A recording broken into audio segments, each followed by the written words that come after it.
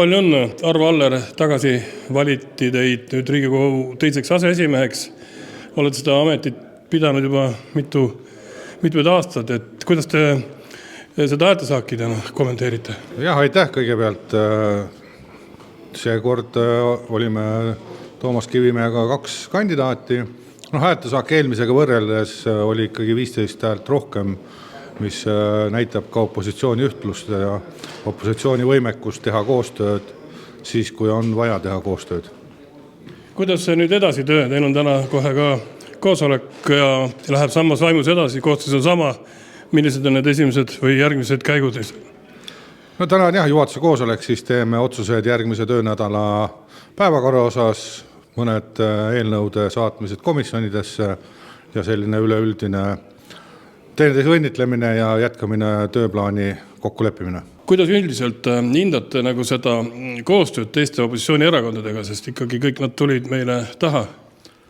Praegune seis näitas, et Riigikogu juhatuse valimistel on koalitsioon ühtne ja on ka opositsioon ühtne, mis on meie jaoks ka oluline selle aseesimehe valimistel.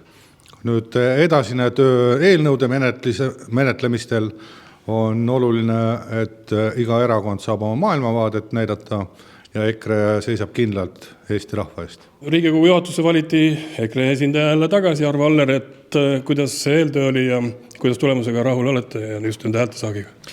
Tulemusega võib küll rahul olla. Arvo sai kõikidest varasematest häältest rohkem hääli. Et see on nüüd 3. kord, kui Arvo tagasi on valitud või 3. kord, kui ta on valitud. Ja see näitab seda, et nii opositsiooni teised fraktsioonid, kui loomulikult meie enda fraktsioon on tema tööga rahul. Ta on väga ilusti hoidnud tasakaalu, ütleme siis selle vahel, et ta on seisnud ikkagi jonnakalt opositsiooni eest seal juhatuse koosolekutel, aga niimoodi, et ta ei ole inimestega konfliktne olnud, et ta saab ilusti ka läbi teiste juhatuse liikmetega ja koalitsiooni esindajatega. Nii et mina küll võin rahul olla, mis puudutab siis sellele eelnevasse läbirääkimistesse, eks see on kõik üks suur poliitiline vorsti tegemine, kui siin neid juhatuse asju kokku lepitakse. Ja siin võib ka öelda, et tegelikult on põhjust rõõmustada. Kogu opositsioon, 4 erakonda, 4 väga erinevat erakonda ja lõpuks meie ja sotsid või Isamaa või Keskerakond leppisid ikkagi kokku 2 kandidaadis, keda toetatakse. 1 kandidaati toetati siis esimehe valimistel ja 2 kandidaati aseesimehe valimistel ja need kokkulepped pidasid ja küll mõned hääled läksid seal nii-öelda uitama või rikutud sedelid tulid, aga päris kindlasti võib öelda, et need ei olnud meie fraktsiooni saadikud. Meie fraktsiooni saadikud sellest kokkuleppest ilusti pidasid kinni ja lõppkokkuvõttes valimistulemus ka näitas seda. Kahtlemata on ka erakonnal tähtis, et on see roll nagu meie käes, et kuidas seda hinnata? Ja siin on mitu asja. Esimene asi on see, et see on ikkagi Eesti põhiseaduslikus hierarhias tähtis positsioon, parlamentaarses hierarhias tähtis positsioon, aga see on ka erakonna jaoks ressurss ikkagi.